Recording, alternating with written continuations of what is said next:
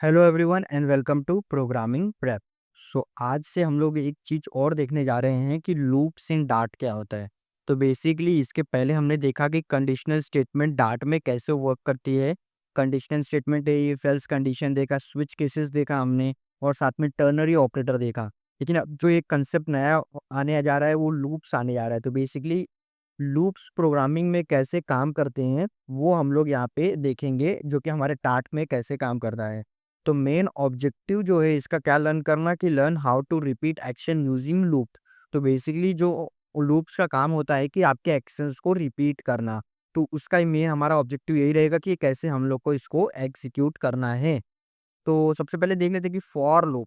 तो लूप्स के अंदर हमारे पास जो आता है, सबसे पहला जो आता है वो आता है फॉर लूप। तो बेसिकली फॉर लूप काम कैसे करता है, सबसे पहले उसका डेफिनेशन देख लेते हैं। तो जैसे इन डार्ट, तो डार्ट के अंदर for loop are used to repeat a block of code. तो बेसिकली क्या होता है कि जो भी आप कोड लिखते रहते हो, जो भी आप फंक्शंस बनाए रहते हो, वो फंक्शंस जो ब्लॉक ऑफ कोड रहता है, अगर वो कोड को आपको बार बार रिपीट करवाना है तो उसके लिए हम लोग क्या करते हैं, लूप का यूज करते हैं। तो इसमें एक एडवांटेज क्या रहता है कि आप फिक्स नंबर ऑफ टाइम्स कर सकते हो। उसमें आप टाइम डिफाइन कर सकते हो कि इतने टाइम तक ही ये बार बार रिपीट होना चाहिए और आइटरेट होना चाहिए। तो ये हो गया फॉर लूप के बारे में।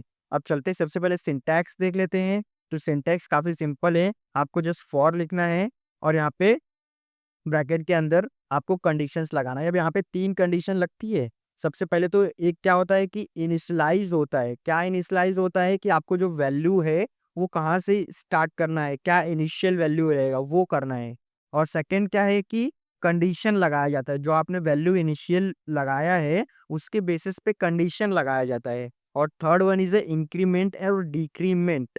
तो वैल्यू को कैसे-कैसे इंक्रीमेंट करना है, वो यहाँ पे हमें दिखाया जाता है कि वैल्यू को आगे इंक्रीमेंट करते जाना है कि उसको डिक्रीज मतलब डिक्रीमेंट करते जाना है।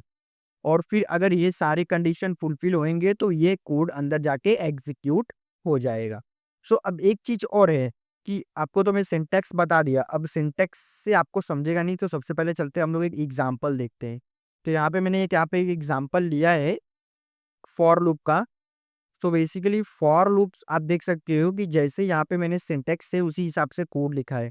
तो सबसे पहले फॉर लिखा है, अब ब्रैकेट के अंदर सबसे पहले हम क्या करेंगे कि एक वैल्यू इनिशियलाइज करेंगे। सबसे पहले हमने एक आई वैल्यू लिया है, आई के अंदर जीरो जीरो को इनिशियलाइज कर दिया, तो हमारे पास एक वैल्यू आ गई, आई वैल्यू आ गई, आई वेरिएबल आ गया। अब यहाँ पे हम लोग कंडीशन लगाएंगे उस आई की हेल्प से। तो बेसिकली हमने यहाँ पे क्या किया कि आई से अगर लेस देन 5, तो मतलब हमने क्या किया कि आई वैल्यू जो भी रहेगी वो वैल्यू से वो वैल्यू से स्टार्ट होके, और अगर 5 तक जाना है मतलब 5 या फिर 5 से कम, नहीं यहाँ पे हमने कंडीशन लिखा है सिर्फ 5 से कम का इक्वल्स टू नहीं लगाया, इसका मतलब 5 भी नहीं आएगा।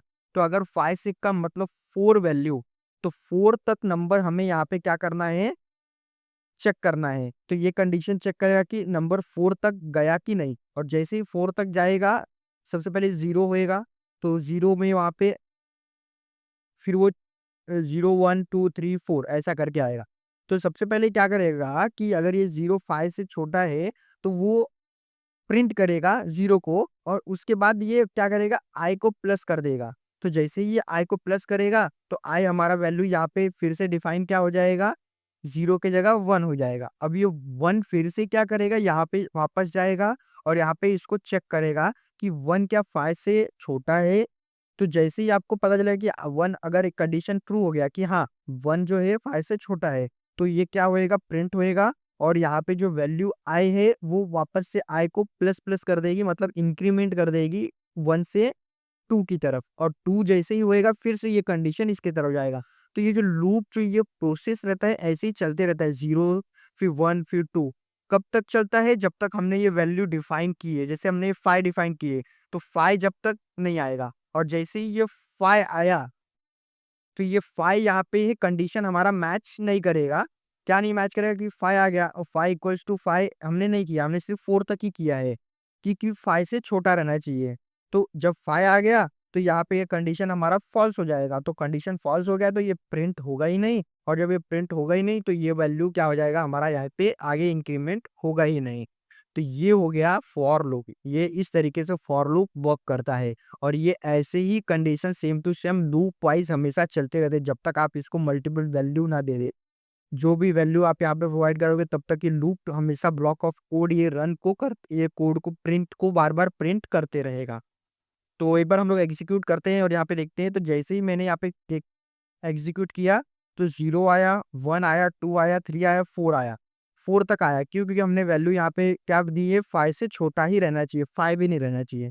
तो उसी तरीके से यहाँ पे 5 बार ये प्रिंट लूप चला और 5 बार प्रिंट हुआ 0, 1, 2, 3, 4। तो ये हमारा हो गया। ठीक इसी तरीके से आप मल्टीपल टाइम्स कर सकते हो। अगर इसको मैं यहाँ पे 10 कर दिया और कंट्रोल एस कर दिया, सेव कर दिया, तो यहाँ पे अगर मैं इसको एग्जीक्यूट करूँगा तो आप देख सकते हो कि वैल्यू 0 से 9 तक प्रिंट हो गई। तो इस तरीके से ये फॉर लूप जो है हमारा काम करता है और ये मल्टीपल टाइम रन होते रहता है।